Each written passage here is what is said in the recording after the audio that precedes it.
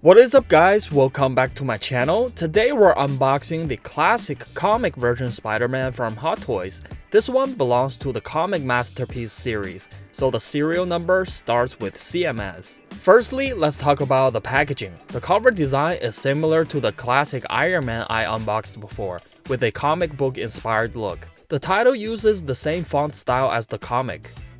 And the Spidey's pose is a classic one that's popped on the original comic cover several times. In the top left corner, beneath this small photo, Hot Toys has swapped out the comic release info with the product serial number. This box came in the flip-top style that Hot Toys used more often in the early years, so there's no circular stickers. At the top, there's a cardboard with an official image of the toy. And under this, there are some additional hand shapes and eyepieces. Inside, we have the main figure, webs, glider wings, and the stand.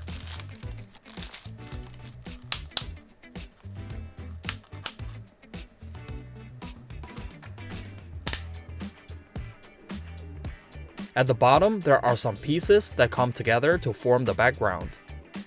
First off, let's take a look at the brand new appearance of this figure. The standout feature is the head sculpt, which seemed to be inspired by Todd McFarlane's Spider-Man that has these super huge eyes. Comparing it to the classic suit from the game, the differences in appearance are very noticeable. The eyes on this one are not only larger, but also this is the only version with this chrome mirror-like surface. The reflection effect is very clear. It could almost be used as a mirror.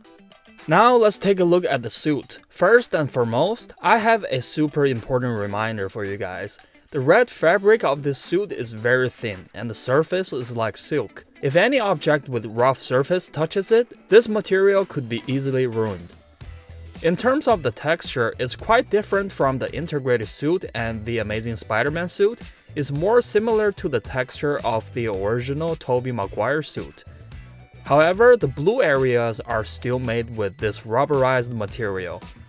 Before diving into playing with this figure, to prevent any unnecessary damages to the suit, I would suggest collectors with dry fingertips like me better check if you are having any peeling skins on your fingers, or simply just hold the toy by the blue areas. The red color of the suit is very vibrant this time. I think it is made for emphasizing the colorful comic books look. The blue is in a deep shade. Here you can see the differences by comparing with other Spideys. The logos on the chest and back are brand new. And again, let's do a quick comparison with the classic suit.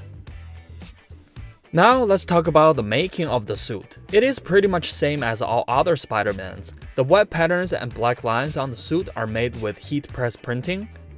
The stitchings are mainly on the sides of the torso, forearms, and the inner sides of the legs.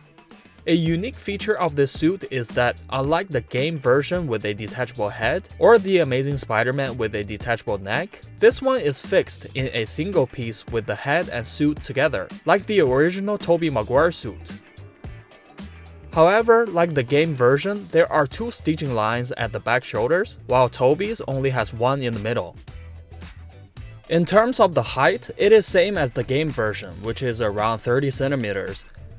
For the upper body, it seems to have a vest-shaped inner lining to make the body look more muscular.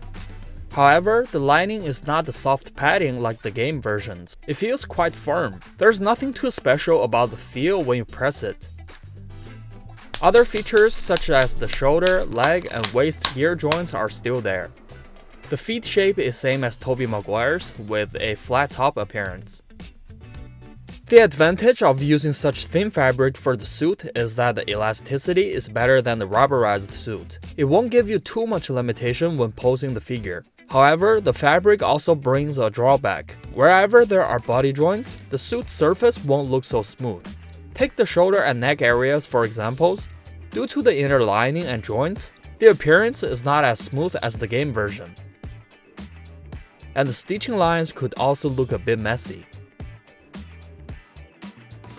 For the accessories, these extra 3 pairs of eyepieces don't have the chromed surface. The installation method is still magnetic. One has the same appearance as the default one,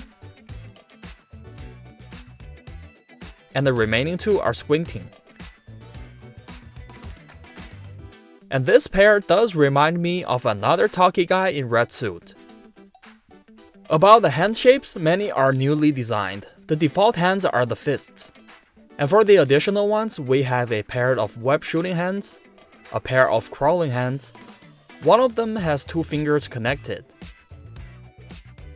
There's also a gripping hand, 3 different styles of open palm hands, and a hand with web strings. The most noticeable changes in appearance are in the web shooting and crawling hands. These bent fingers have a strong comic book feel. The back of the hands and the knuckle joints also have a tougher feel compared to the movie and game versions. The webs are in this old design, but this time they came in pure white instead of translucent.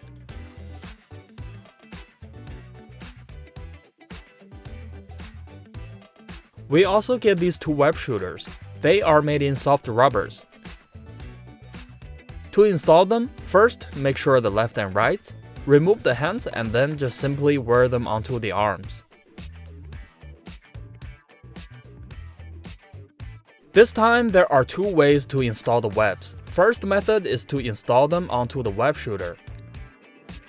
Second method, which is the traditional way, is to install them onto the palms. This hand and web are made in one piece but painted separately. Along with the webs, it looks pretty cool and awesome.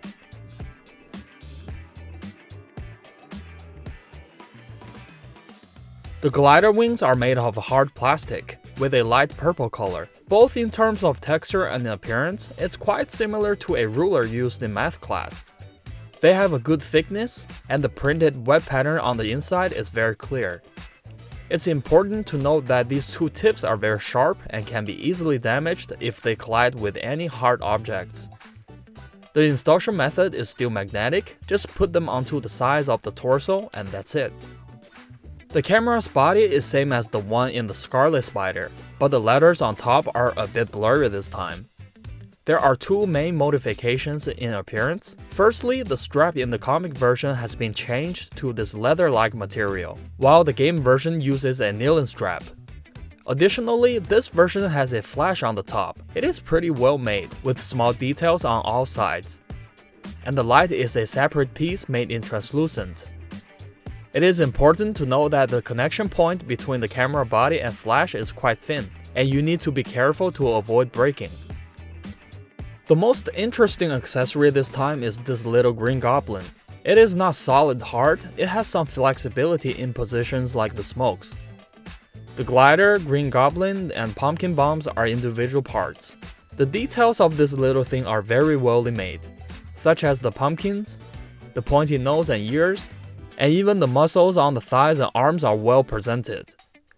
The paintwork, especially on the eyes and teeth, in these tiny areas is finely done. The gradient colors on the smokes are also nicely made. This little green goblin can be attached to the stand, creating an illusion of goblin flying from a distance. In terms of the design, it's same as some of the old Iron Mans. Now let's take a look at how to assemble the stand and the background. The top of the stand features a comic book looking background with a spider logo, and inside the logo there is a screenshot from the comic storyline. To assemble, first connect the waist clip and tube to the base. Then use this wire to connect the green goblin and this small piece.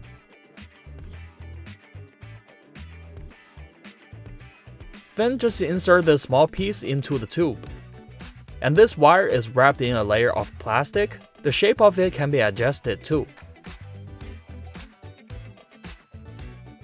Next, you can slide this square piece onto the tube and use the provided glue stickers to attach the theme card onto it. The figure came with 3 theme cards, 2 with text logos, and 1 with this sound effect. As there's no nameplate on the base this time, you can also stick one here to make it as the nameplate. Finally, there's this cityscape background. The background has 8 pieces in total, 7 buildings and 1 base plate.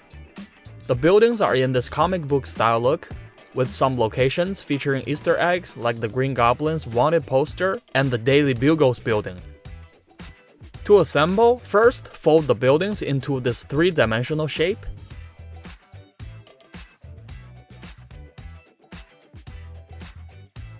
Then, one by one, attach them onto the base plate.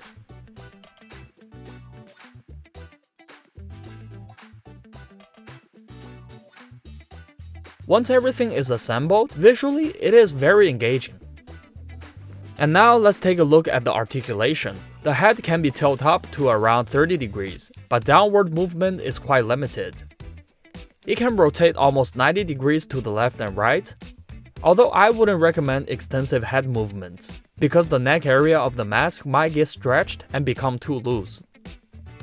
The arms can be raised beyond 90 degrees, the biceps can rotate about 30 degrees, and the forearms can bend around 120 degrees. The waist allows for forward and backward movement as well as side-to-side rotation, all around 45 degrees.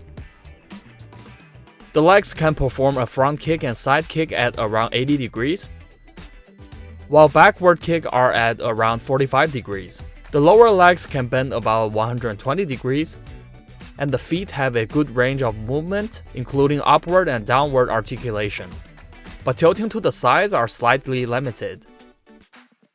And still there's an additional joint under the feet. Overall, among all the Spider-Man's Hot Toys have made so far, this one has gotta be one of the most unique looking Spideys. I am really curious if Hot Toys is planning to make this version's black suit as well. But before that, how many of you are considering of getting this one? Let me know in the comments section. Alright, there you have it, the classic comic version Spider-Man by Hot Toys. I hope you all have enjoyed the video. If you did, please like and subscribe. I'll see you guys in the next one.